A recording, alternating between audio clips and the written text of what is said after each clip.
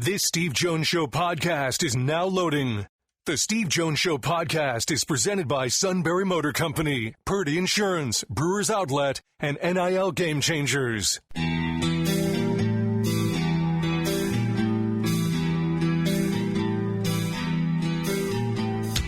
Bringing you an in-depth look at Penn State sports and more. This is the Steve Jones Show on News Radio 1070 WKOK. The Steve Jones Show is presented by Purdy Insurance, Brewers Outlet, NIL Game Changers, and Sunbury Motor Company. Now from the Sunbury Motor Studio, here's Steve Jones. Great to be with you on the show today. This opening half hour brought to you by Brewers Outlet, Reagan Street in Sunbury, the beverage supermarket.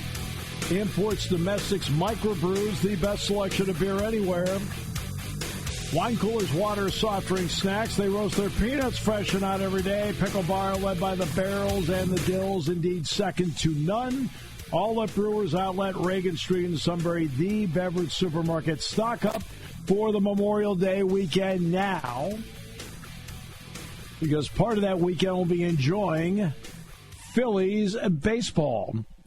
The outstanding Scott Franzke now joins us. Scott, welcome back to the show. Great to have you with us. Yeah, good to be here. What do you like about this team so far? You've seen 2 months of it. What do you like about it? Oh, man, what's not to like? I mean, all of it. I mean, they're doing everything well. The pitching's been unbelievable. I mean, in particular, the starting pitching. And it gives you that sense, you know, you have a chance to win every night. And that's a powerful feeling for a team to go in there and feel like every one of their guys, you know, 1 through 6, has given them a chance to win most nights. So they're obviously a really deep, talented team offensively, but I think the starting pitching has been the most pleasant surprise, just how good they've been top to bottom. All right, so I want to get to one guy that has been with the club for a while, and that's Ranger Suarez. What has allowed him to be as effective as he has been so far? I mean, in short, command. You know, he knows how to pitch. He's always known how to pitch, but it's his ability to execute with command that this year he's taken that to a very different level. And I think it's one that, you know, for whatever reason, he's been able to, you know, sort of complete the package, if you will. I mean, he's always had good stuff. He's always had a great mental attitude and ability to handle moments and you know, not get ahead of himself and not let one pitch affect the next. But I just think in general it's the overall command. I mean, the way he's able to dominate the strike zone right now and put hitters, you know, behind in the count right away. I just think it's right now he's obviously as good as we've ever seen him be. And the idea that there's, you know, maybe more in the tank for him is a pretty fascinating idea to think where he could end up this season. There's been a period of time they've had to navigate without Trey Turner and so forth. Some teams can't get over that. Some can. What's allowed the Phillies to get over that? What's Whit Merrifield meant, his versatility? Well, you know, and Witt's struggled, obviously. I think the thing that's been more impressive, number one, you found a pretty easy fit there offensively to put JT in the number 2 spot. Yep. You know, and he's, you know, caught fire at the right time, if you will. So I think that, and then from a you know, defensive standpoint, the sort of offense you're going to get out of shortstop, Edmundo Sosa, I think has been way more than anybody expected, to be quite honest, and has, you know, I mean, they figured he's a guy who's going to go in there and certainly not embarrass you defensively. He's going to, you know, hold up his end of the bargain and be just as good, if not better, than Trey in some respects defensively. But I think what he's done with the bat, with Trey out, has been pretty remarkable and you know, somewhat overlooked, I think. You know, I mean, this team is built around its stars, but it's depth that allows you to weather the storms through a 162-game season. And the Phillies' depth has really shown, whether it's, you know, Sosa or Cody Clemens or somebody like that. It's been big. Well, you know what? We always talk about guys you acquire along the way.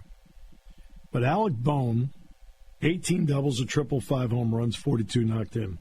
Bryson Stott, 12 for 30, couple doubles, triple, couple home runs, and 12 runs knocked in the last 10. Those are 2 homegrown guys, that they drafted in the first round. What have you seen from those 2, and what does it tell you about their eye for talent when it goes to the draft? Well, those are 2 guys that needed out of the draft, no doubt, because, they had a pretty good run there of no success in the upper rounds of the draft. So the fact that those 2 guys are doing what they're doing now, I think that's certainly a feather in the cap for the organization. What they're doing is they're being aggressive in the strike zone. They're both guys that came with the reputation of understanding the strike zone. Knowing what's a ball, knowing what's a strike, and I think they were maybe patient to a fault in some respects at times over previous seasons. Bohm had a little bit of a breakout last year with the RBIs, and Stott was a big jump forward. But I think we're seeing an even further evolution of those guys in that. It's like the other night. Stott, he's willing to let a 2-0 pitch go by that's in the zone, middle in. But he's not willing to let the 3-1 pitch in the same spot go by, and he hits the home run. And I think teams, for a while they knew that they could get ahead of him quickly. Now he can get a 2-strike hit, no doubt, but that's also something that kind of saps your power and your slugging percentage because, you're kind of on your heels a little bit, and you're just trying to put the ball in play sometimes, which he's very good at. But I do think we're seeing now the sort of the addition of a guy who is going to take his walks, but he's also going to be aggressive in the strike zone. Phillies are 34-14. They are 27-2 when they out-hit their opponents. Now, part of that goes back to what you said in the original answer. The pitching is doing the job and keeping the number of hits down. But what have you seen offensively where they're just out-hitting people and creating chances? It's just deep. It's just a deep lineup. There's not many holes. And what you get with a deep lineup is that one guy has a bad night, but other guys are having a good night. It doesn't allow you any breaks as a pitcher to say, oh, well, this is the soft part of the lineup. I'm gonna get through this. There's not a real soft part of this lineup. There's definitely guys who have struggled and maybe could be better or whatever. But I think all in all, this is a club that 1 through 9 is going to give you an at-bat. And that's hard on a pitcher. That's tough on a pitcher to have to grind like that. And we've seen it over and over again where good pitchers that are hot, that are throwing the ball well, they come to face the Phillies, and they're, at 85 pitches in 5 innings, and they've had to really, really work for every single out. So I think that's what it really boils down to is the depth 1 through 9. There's not an at-bat for a pitcher to take off. Scott, how have you felt about the bullpen part, both setup and the ability to get out of the game? That's been good. They haven't had to be overworked. Really since the very beginning of the season. They've been used moderately. Rob Thompson has enough arms that he feels are leverage arms with big stuff that can, get big outs late in a game. So I think it's allowed you to not have to rely on, 1 or 2 guys every single night. And I think that makes everybody better in the end, over the long run. And it may be something that we really see bear fruit later in the season. Other teams might be struggling with their pen or grinding away to get every single out. And the Phillies might be a little fresher, come August and September. Time will tell, but I think the big thing with the bullpen is that the fact that they've been moderately used to this point bodes well for the future. Scott, I know when they've made acquisitions, what's impressed me is not just the quality of player. You have to have that. But it seems like they've brought in a personality type. Bryce Harper's a personality type. Kyle Schwarber's a personality type. Brandon Marshall, personality type. Good clubhouse leadership guys. What has that component meant? Are you sensing the Phillies are looking for that component to go with the talent? Oh, Oh, without a doubt. I mean, to them, that's important. I mean, Dave Dombrowski is he's a really hands-on GM, and it's a big difference, a big departure from what we saw in previous years. But he's with the club every day. You know, he wanders through the clubhouse. He wanders through batting practice. He knows how these guys interact and what leadership means for a club, and what pulling on the same end of the rope means for the club, and what doing the things the right way means. So yeah, absolutely, it's a focus of theirs when they, if they go out into the free agent market, or whether that's a high profile free agent like a Trey Turner, or whether that's a sort of under the radar, maybe 6-year minor league free agent type guy. They're looking for players that want to win, that they feel like sort of meet that criteria. Beyond just being a good player and athlete with skills, they want a guy who is going to fit in that clubhouse.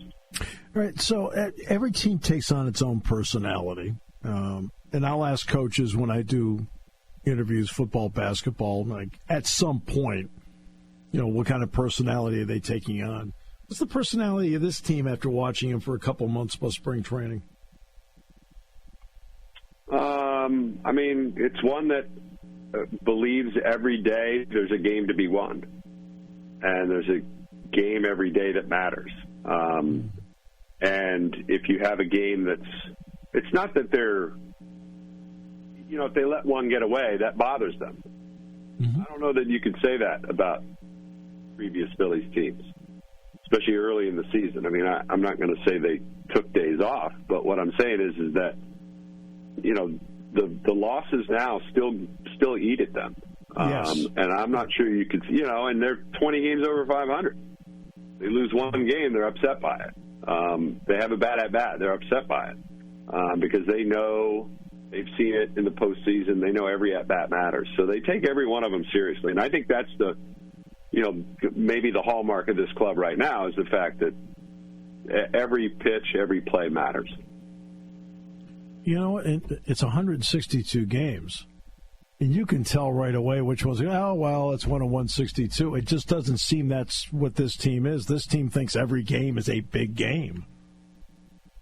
Absolutely. And that's huge. I mean, that's a mindset that, comes from, years of working together and these guys understanding one another and knowing what each other is about. But you're right. It's a mindset that really matters.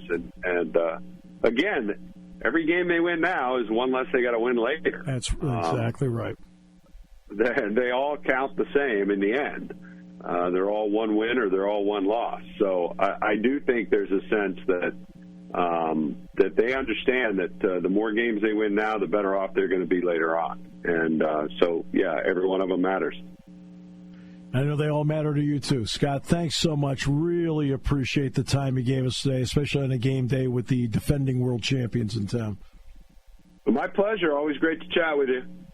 Get soon. Scott Franzke, no question, one of the best in the business. No question about that. Great to have him on the show today. We also have Neil Coulong, Mark Wogenrich today. Yes, they did pass Beaver Stadium. It was a 26-2 vote with 3 abstentions. About what I thought it would be. Close. So I'm going to break down a little bit of it for you. I don't have all the details. I'm getting more details as time goes, and unfortunately, I'm able to get more details, which helps. But we will talk about that in a moment. And then Mark Wogenrich will break it down here on News Radio 1070 WKOK, brought to you by Brewers Outlet.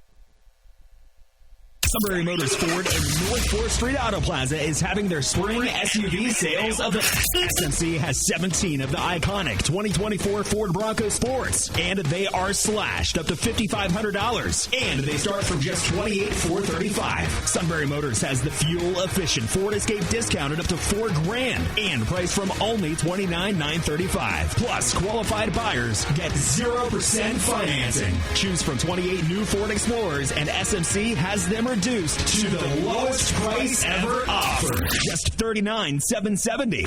Sunbury Motors has the roomy and reliable 2024 Ford Edge, discounted $4,500, and they are priced from only $37,565 with 0% financing for 48 months. Sunbury Motors is a fifth-generation Ford dealership, proudly owned by the Mertz family since 1915. SMC is where you want to be in May for your next new SUV.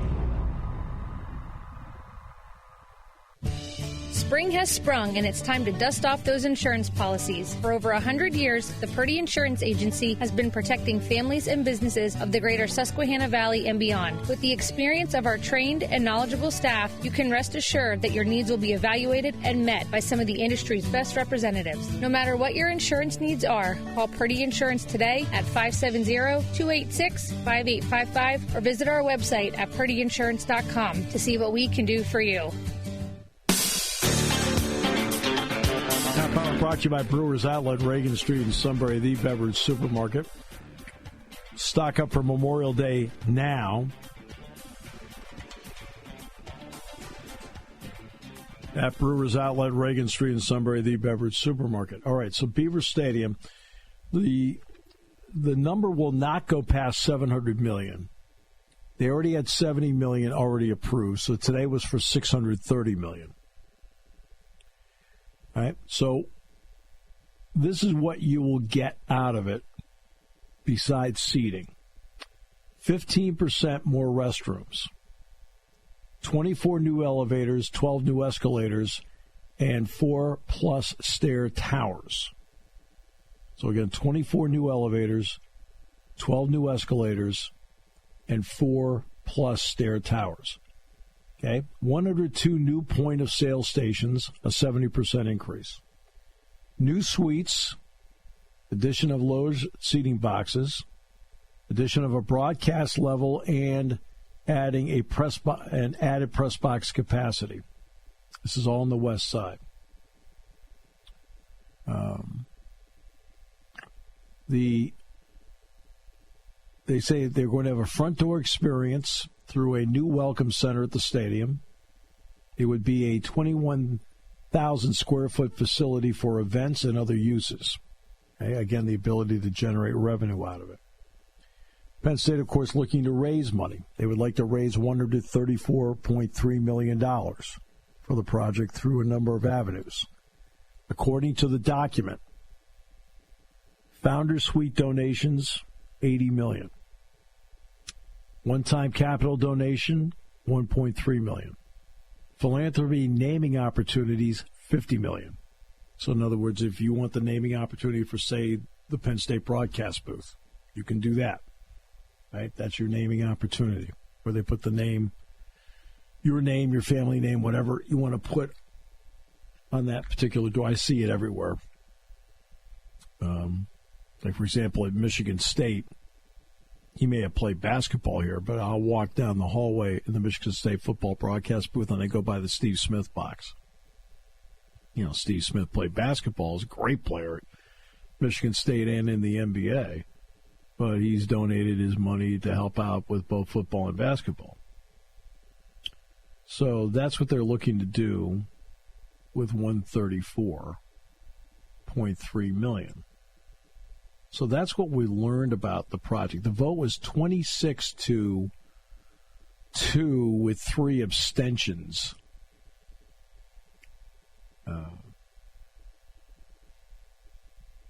And that is, and that's how it turned out. It turned out, somebody asked the other day how many votes I thought they would get, and I said 26. So it's probably pretty close on that.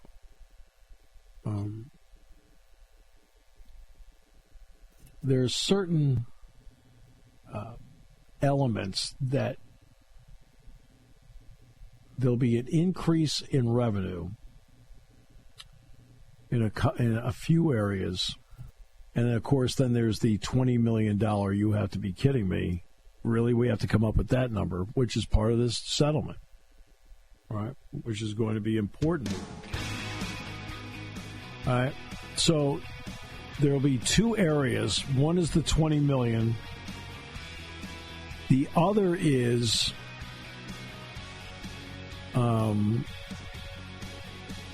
because of the settlement, slightly reduced payments of the NCAA distribution for basketball because of the settlement, because that's the back pay one.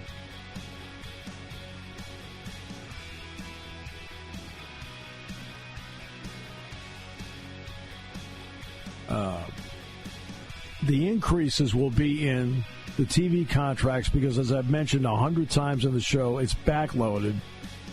This year's distribution for the Big Ten was $60 million. That's going to go up every year. Number two, they ended up doubling their local radio contract, and it's not a small contract.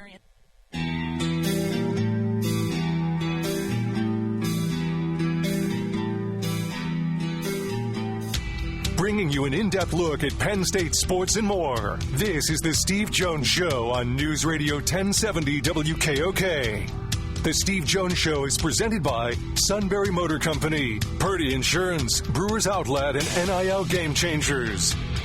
Now from the Sunbury Motors Studio, here's Steve Jones. This half hour is being brought to you by Purdy Insurance, Market Street in Sunbury. Go to purdyinsurance.com. We have a wide variety of insurance needs: auto, home, life, business, boat, motorcycle. Somewhere in that list, you have probably a few of those, at least a couple of them. They'll manage all of that for you, do everything they can to save you money. Customer service means everything to them at Purdy Insurance, Market Street in Sunbury. Go to purdyinsurance.com. And we're in the Sunbury Motors studio, Sunbury Motors, 4th Street in Sunbury, Sunbury Motors Kia. Routes 11 and 15 in Hummel's Wharf, and online at sunburymotors.com. Okay. So Beaver Stadium, they gave the thumbs up today, 26 yes votes, 2 no's, 3 abstentions. And so it moves forward. There are some trustees that brought up questions about the money part of it. And I had a couple of people say, well, what do you think of that? And I said, well, my goodness, I said, that's their job as a trustee. I have no problem. It's okay to ask questions. It's okay to question something.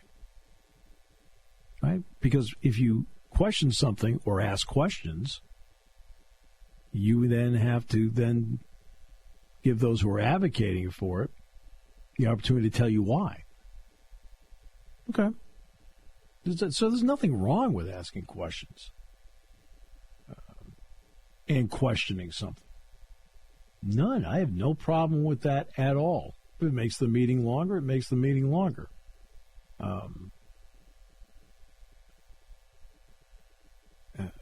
But at least, especially something of this magnitude, I understand that.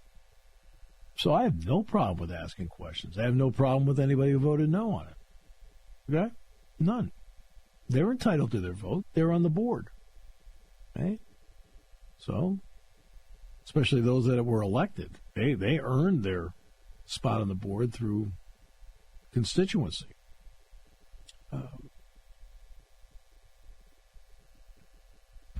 The idea when you make a capital expansion like this is, can you make it back? And there are those who are questioning whether you can make it back. But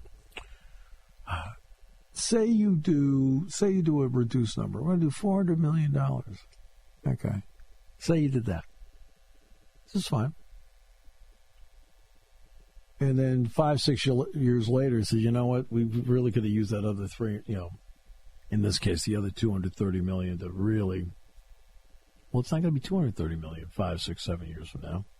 It's going to be over $300 million, $320, because of what the inflationary scale happens to be and what the interest rate scale is right now.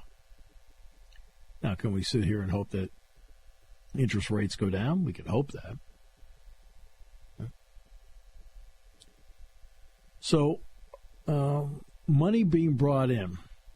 I already outlined what their goals are on the fundraising part of it. I know we'll talk to Mark Wogenrich about this, and then we have Neil Coulong. This is the next hour. So, again, what they want, 15% more restrooms. One thing you want to do whenever you have anything, I don't care if it's the Jordan Center, Pagula, Beaver Stadium, the Link, okay, Acrisure Stadium, PNC Park, Citizens Bank Park, whatever. In today's world, you need to make everything as relatively easy as possible for your fan base. You want them, you can't control the result of the game. You can't control that. But you can control at least the experience of it. So, I went to a Pirates-Red Sox game last month. And I parked in the garage across the river. Easy. I walked across the Clemente Bridge. Easy. I walked straight in, and I think I walked in like left, center field, left center field, walked straight in. No line, walked straight in.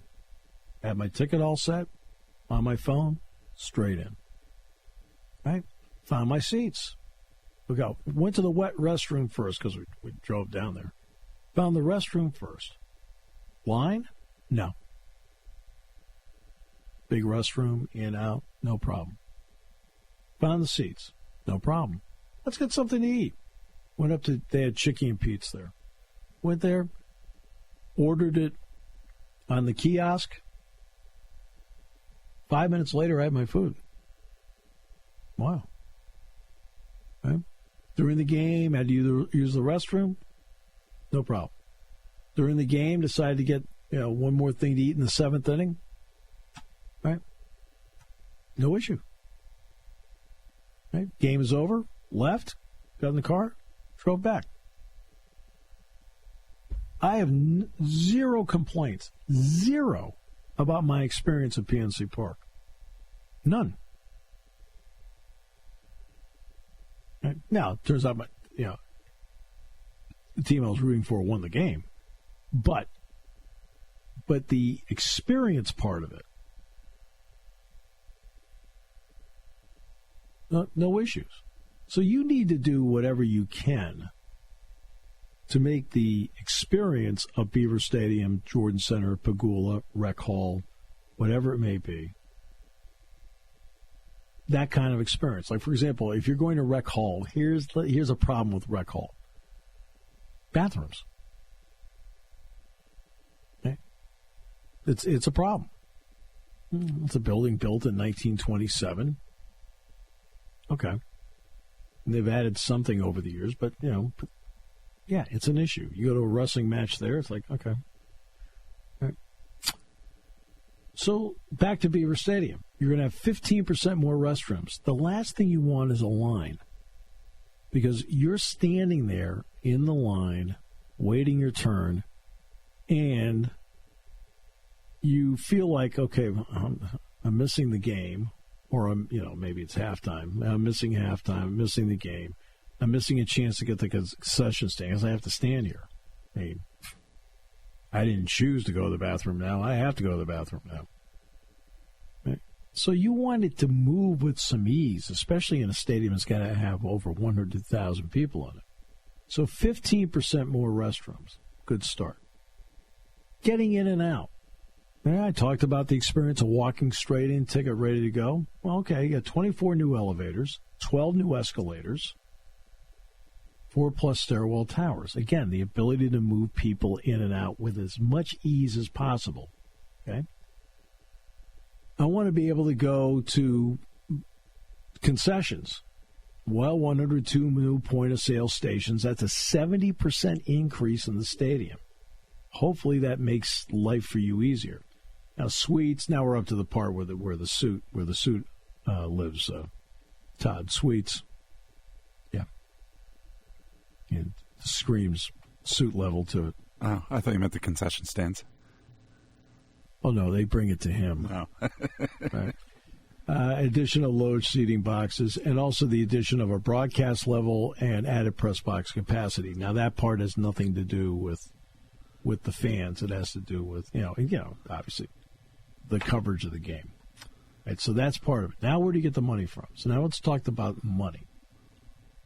All right. I know we talk a lot about money on the show. But Founder Suite donations, they won $80 million. Okay. Now, how spread out that is and so forth, I don't know. But $80 million. One-time capital donation, $4.3 million. And then philanthropy naming opportunities, $50 million. Okay. So the Kevin Herr Broadcast Suite.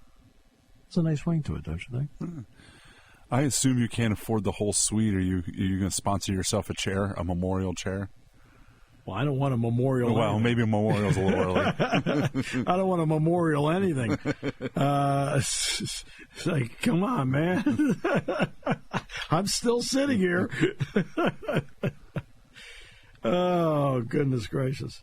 But, I mean, those would be, and I gave the example in the previous half hour, the great basketball player at Michigan State, Steve Smith, who carved out an NBA career, had money, and he's donated not only to basketball, but he has in the press box, which is also a luxury box, all right, he has a suite with his name on it. Okay.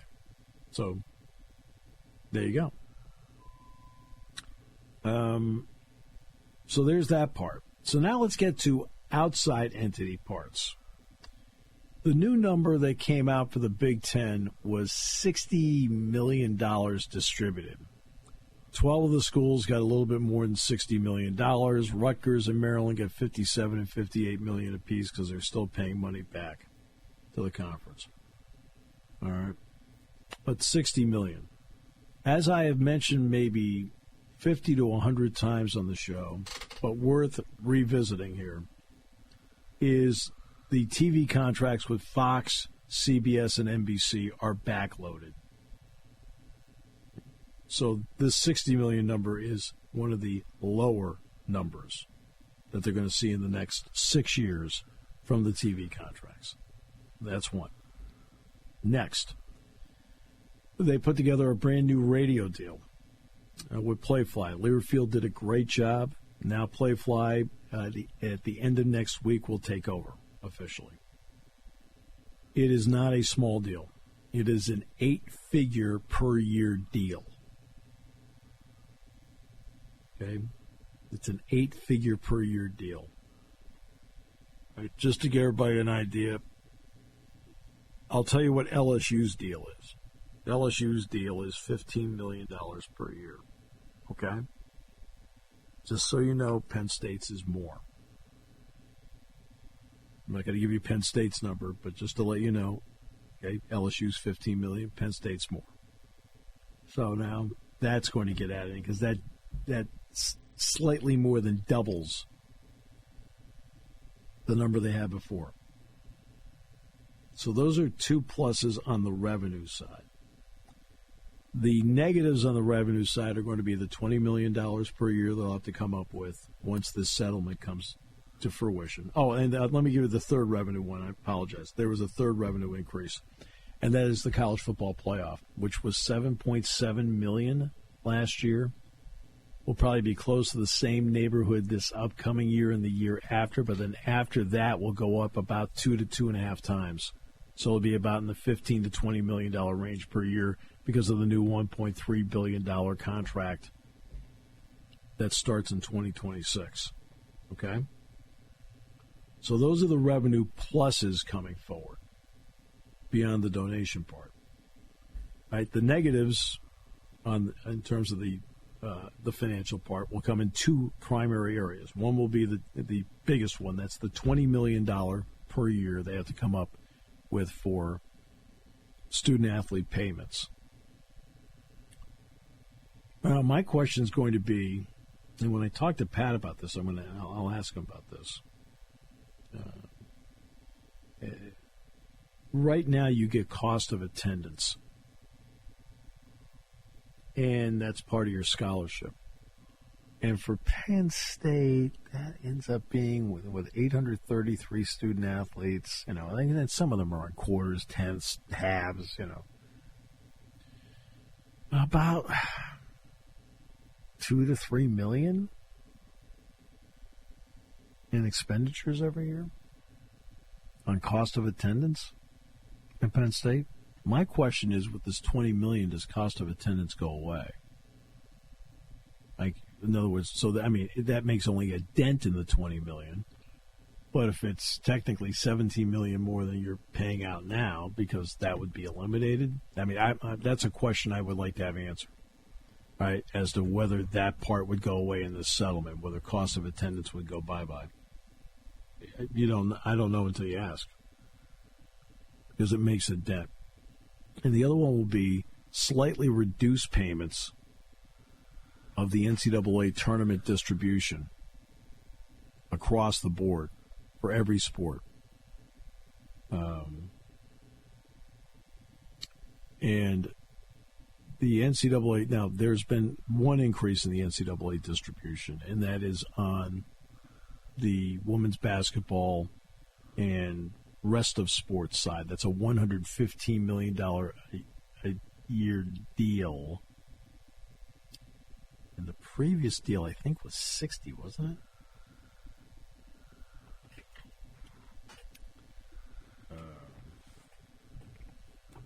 it? And 65 million of it is women's basketball to be distributed. This is the ESPN deal.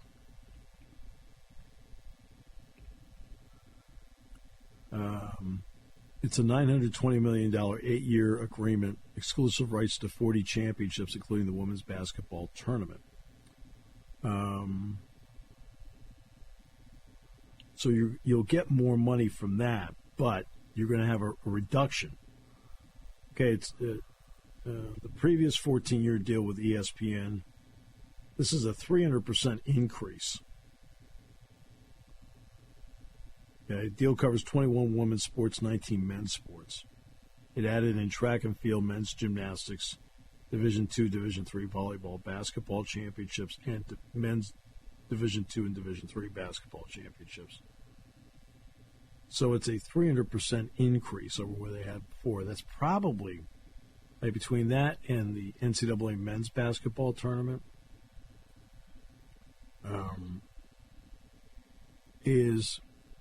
that's where you're going to see a reduction, because that's part of the 10-year agreement that will come out of this settlement on back pay. That's back pay, because that's the other part of this lawsuit. So the old deal was 12 years, $500 million. Okay, so we know this is $115 per year. So the old deal was, what did I say, $500 million? Yeah. All right, which comes out to $42 million a year. This goes up to $115. But see, the money that you're going to have to pay per year is going to come out of that number, along with the men's tournament, obviously. So you have a little slight reduction there, because 60% of it is going to be, I think 40% of what the NCAA will come up with in the settlement is out of reserves. The other 60% will be from the NCAA tournament numbers. Okay. So those are the two areas where you'll see, like, okay, need to come up with money for that, or you're not going to get as much money as you thought or hoped for. And then the other part, in the $20 million part, which everybody's going to have to do. So I gave you the three areas where revenue will increase. I gave you what they're looking for in donations, and their goals on each of the areas on donations, and I gave you areas of decrease. I think it's a fair look at it.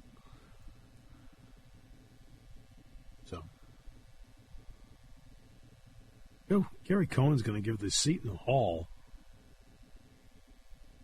commencement speech. How about that? The voice of the Mets. Now, I've never been around Gary with the Mets. I've always been around Gary whenever Penn State plays Seton Hall. And Gary's a great guy.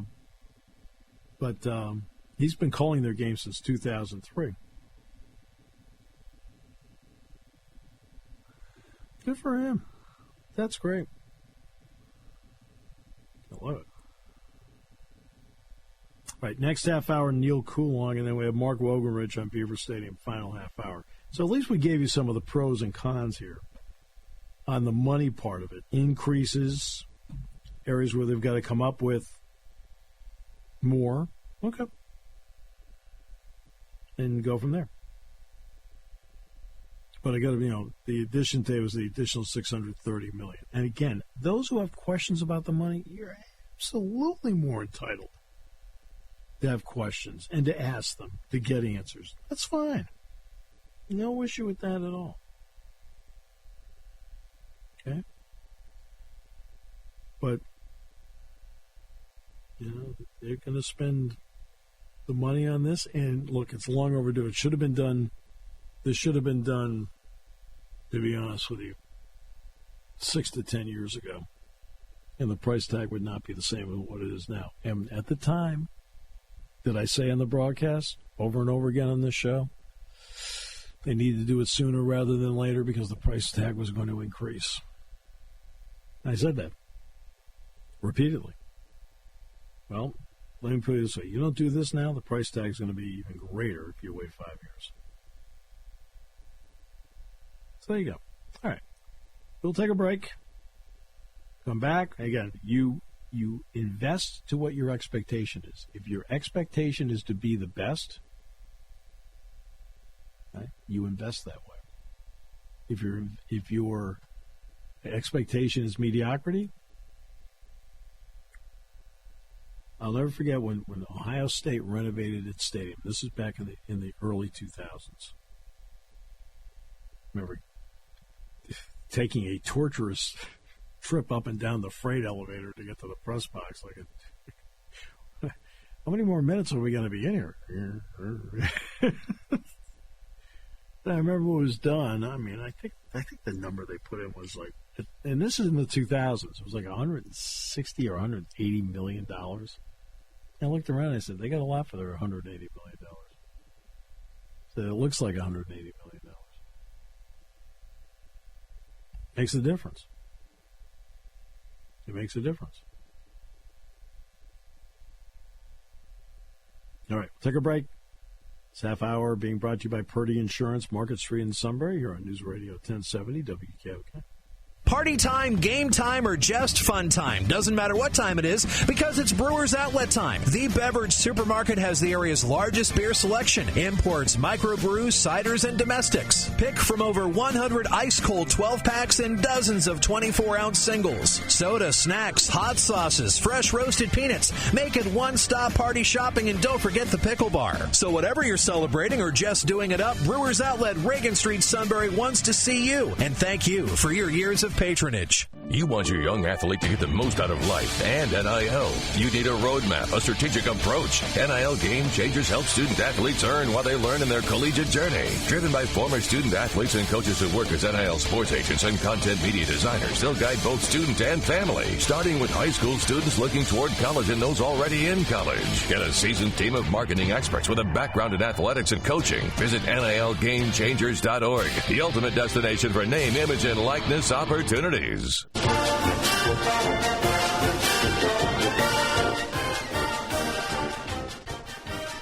All right, so there you go.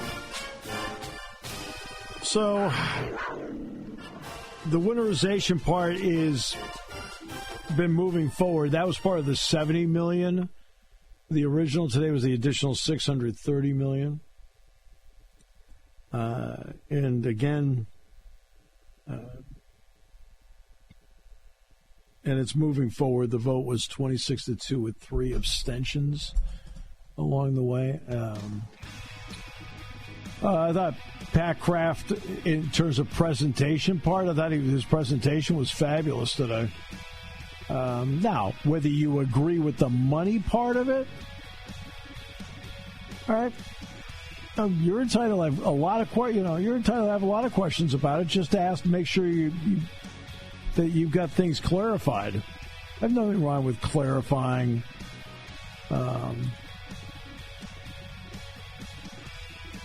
and asking questions, that's no issue at all. I would prefer my $600 million projects not get rubber stamped. Well, and there were questions today, and this wasn't one where the meeting started at 10:30 and it was done at 10:35. Yeah, they were there for a couple hours.